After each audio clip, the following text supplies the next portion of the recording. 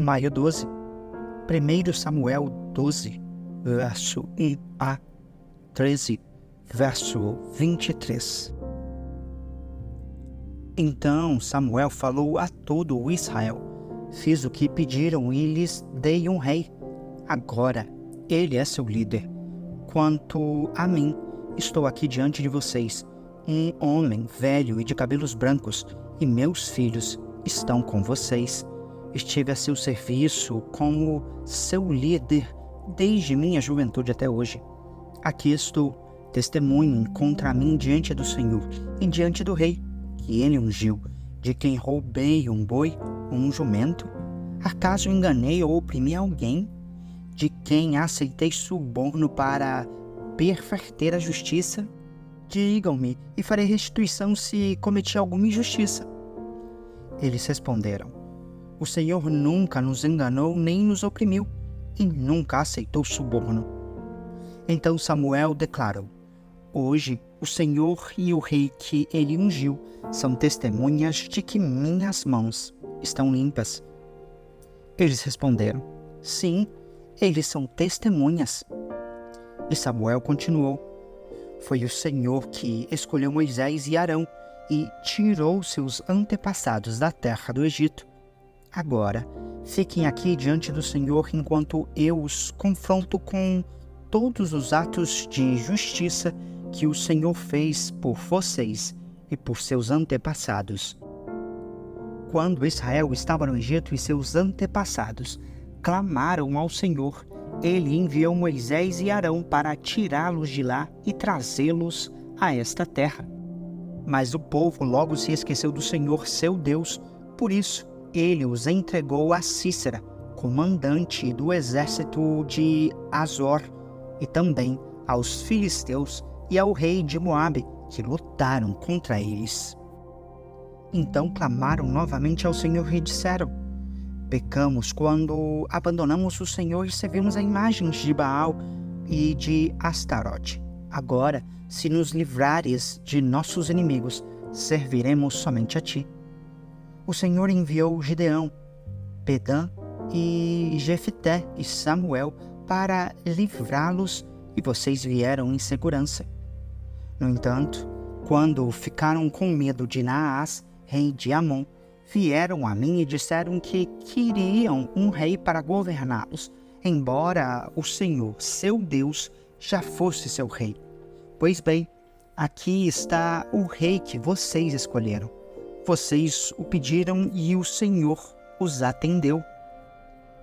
Agora, se temerem e servirem ao Senhor, derem ouvidos à sua voz e não se rebelarem contra os seus mandamentos, tanto vocês como o seu rei mostrarão que reconhecem que o Senhor é seu Deus.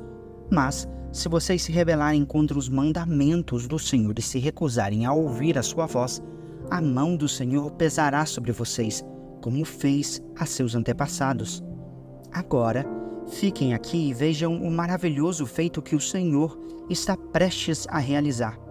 Vocês sabem que não chove nesta época do ano, durante a colheita do trigo. Pedirei ao Senhor que envie trovões e chuva forte hoje. Assim, vocês reconhecerão quão grande foi sua maldade ao pedir que o Senhor lhes desse um rei. Então Samuel clamou ao Senhor, e o Senhor enviou trovões e chuva forte naquele mesmo dia. E todo o povo ficou com muito medo do Senhor e de Samuel. Disseram a Samuel: ore ao Senhor, seu Deus, em favor de seus servos, ou morreremos. Pois a todas as nossas faltas acrescentamos o pecado de pedir um rei. Não tenham medo, disse Samuel. Certamente agiram mal, mas agora sirvam ao Senhor de todo o coração e não se afastem dele. Não se desviem dele para adorar deuses sem valor que não podem ajudar ou livrar vocês. Eles são completamente inúteis. O Senhor não abandonará seu povo, pois isso traria desonra para seu grande nome, pois agradou ao Senhor fazer de vocês seu próprio povo. Quanto a mim, certamente não pecarei contra o Senhor, deixando de orar por vocês. Continuarei a lhes ensinar o que é bom e correto. Temam o Senhor e sirvam a Ele fielmente de todo o coração.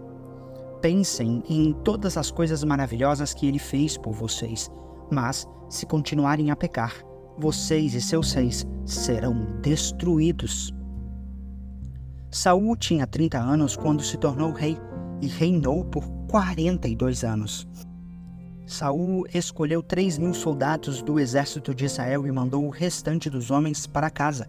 Levou consigo 2.000 desses homens a Miquimás e à região montanhosa de Betel. Os outros 1.000 foram com Jonatas, filho de Saul, para Gibeá, na terra de Benjamim. Logo depois disso, Jonatas atacou e derrotou o destacamento dos filisteus em Geba. A notícia se espalhou entre os filisteus. Então Saul tocou a trombeta por toda a terra, anunciando: ouçam bem, hebreus. E todo Israel ouviu que Saul tinha destruído o destacamento dos filisteus e que agora eles odiavam os israelitas mais que nunca. Então os soldados israelitas foram convocados para se unir a Saul em Gilgal. Os filisteus reuniram um exército de 3.000 carros de guerra, 6.000 cavaleiros e tantos guerreiros como os grãos de areia na praia. Acamparam em Miquimás, a leste de Bet-Avém. Os homens de Israel se viram em apuros e, como estavam sendo fortemente pressionados pelo inimigo, tentaram se esconder em cavernas, em matagais, entre rochas, em buracos e em cisternas. Alguns dos hebreus atravessaram o rio Jordão e fugiram para a terra de Gade e de Gileade. Enquanto isso, Saul permaneceu em Gilgal e os homens que estavam com ele tremiam de medo. Saul esperou ali por Samuel durante 7 dias, conforme Samuel o havia instruído, mas ele não chegou. Vendo que os soldados debandavam rapidamente, Saul ordenou: tragam-me o holocausto e as ofertas de paz. E ele próprio ofereceu o holocausto. No exato instante em que Saul terminava de oferecer o holocausto, Samuel chegou. Saul foi ao seu encontro para cumprimentá-lo, mas Samuel disse: o que você fez? Saul respondeu: vi que meus homens estavam debandando e que o Senhor não chegou no prazo que havia prometido. Além disso, os filisteus estavam em Miquimás, prontos para a batalha. Assim pensei: os filisteus estão prontos para lutar contra nós em Gilgal, e eu não pedi ajuda ao Senhor. Por isso, me senti na obrigação de oferecer o holocausto. Você agiu como um tolo, exclamou Samuel. Não guardou o mandamento que o Senhor, seu Deus, lhe deu. Se tivesse obedecido, o Senhor teria estabelecido para sempre seu reinado sobre Israel. Agora, porém, seu reinado não permanecerá, pois o Senhor escolheu um homem segundo o coração dele. O Senhor já designou esse homem para ser líder de seu povo, pois você não obedeceu ao mandamento do Senhor. Então Samuel partiu de Gilgal e subiu para Gibeá, na terra de Benjamim. Quando Saul contou os soldados que ainda estavam com ele, viu que havia cerca de 600 homens. Saul, Jonatas e os soldados que estavam com eles ficaram em Geba, na terra de Benjamim. Os filisteus acamparam em Miquimás. 3 grupos de ataque deixaram o acampamento filisteu. Um foi para o norte, em direção a Ofra, na região de Sual. Outro foi para o oeste, em Bet-Horon. E o terceiro rumou para a fronteira acima do vale de Zeboim, na direção do deserto. Naqueles dias, não havia ferreiros na terra de Israel, pois os filisteus não permitiam que os hebreus fizessem espadas ou lanças. Assim, sempre que o povo de Israel precisava afiar seus arados, enxadas, machados e foices, tinha de levá-los a um ferreiro filisteu. O custo para afiar um arado ou uma enxada era de 8 gramas de prata, e para afiar um machado, uma foice ou a porta de ferro de uma vara de tocar bois, 4 gramas. Por isso, no dia da batalha, ninguém em Israel tinha espada ou lança, exceto Saul e Jonatas. Nesse meio tempo, os filisteus mandaram um destacamento para o desfiladeiro de Miquimás. João 7, versos 1 a 30. Depois disso, Jesus viajou para Galiléia. Queria ficar longe da Judéia, onde os líderes judeus planejavam sua morte. Logo, porém, chegou o tempo da celebração judaica chamada Festa das Cabanas, e os irmãos de Jesus lhe disseram: saia daqui e vá à Judéia, onde seus seguidores poderão ver os milagres que realiza. Você não se tornará famoso escondendo-se dessa forma. Se você pode fazer coisas tão maravilhosas, mostre-se ao mundo, pois nem mesmo seus irmãos criam nele. Jesus respondeu: agora não é o momento certo de eu ir, mas vocês podem ir a qualquer hora. O mundo não pode odiá-los, mas a mim ele odeia, pois eu o acuso de fazer o mal. Vão vocês, eu ainda não irei a esta festa, pois meu tempo ainda não chegou. Tendo dito isso, permaneceu na Galiléia. Contudo, depois que seus irmãos partiram para a festa, ele também foi, mas em segredo, permanecendo distante dos olhos do público. Os líderes judeus tentaram encontrá-lo na festa e perguntavam se alguém o tinha visto. Havia muita discussão a seu respeito entre as multidões. Alguns afirmavam: ele é um homem bom, enquanto outros diziam: ele não passa de um impostor que engana o povo. Mas ninguém tinha coragem de falar sobre ele em público, por medo dos líderes judeus. Então, na metade da festa, Jesus subiu ao templo e começou a ensinar. Os judeus que estavam ali ficaram admirados ao ouvi-lo. Como ele sabe tanto sem ter estudado? Perguntavam. Jesus lhes respondeu: minha mensagem não vem de mim mesmo, vem daquele que me enviou.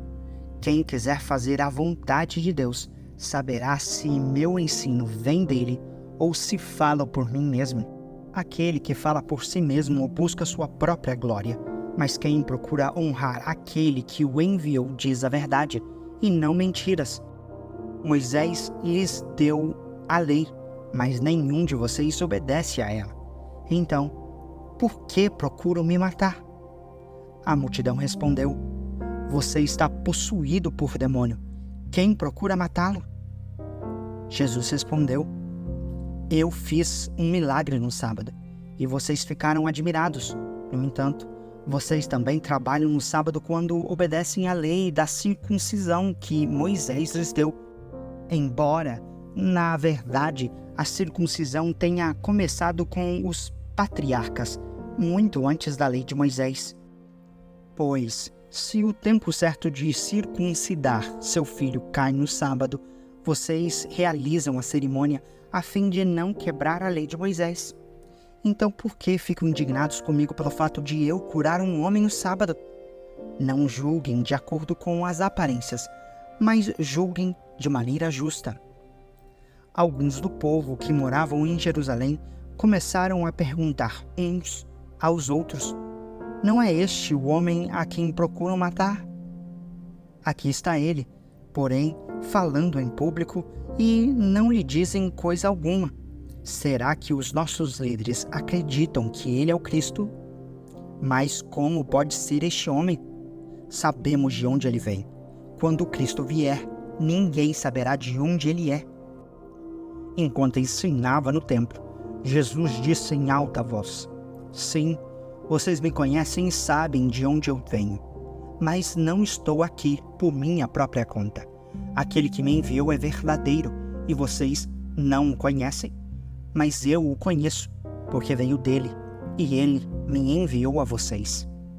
Então tentaram prendê-lo, mas ninguém pôs as mãos nele, porque ainda não havia chegado a sua hora.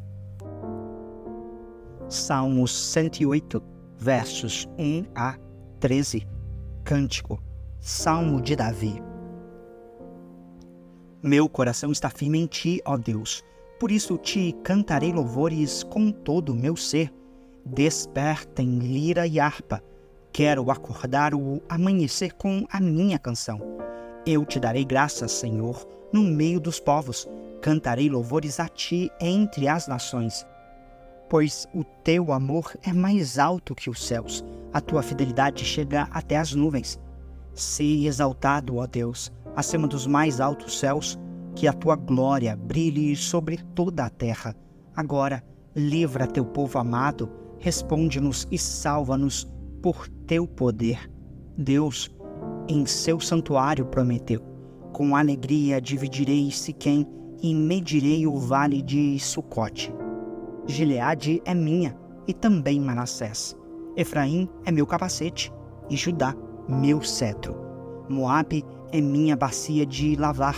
Limparei os pés sobre Edom e darei um grito de triunfo sobre a Filistia. Quem me levará à cidade fortificada? Quem me guiará até Edom? Acaso nos rejeitaste, ó Deus? Não marcharás mais com nossos exércitos? Ajuda-nos contra nossos inimigos, pois todo socorro humano é inútil. Com o auxílio de Deus, realizaremos grandes feitos, pois Ele pisará os nossos inimigos. Provérbios 15, verso 4. Palavras suaves são árvores de vida, mas a língua enganosa esmaga o espírito.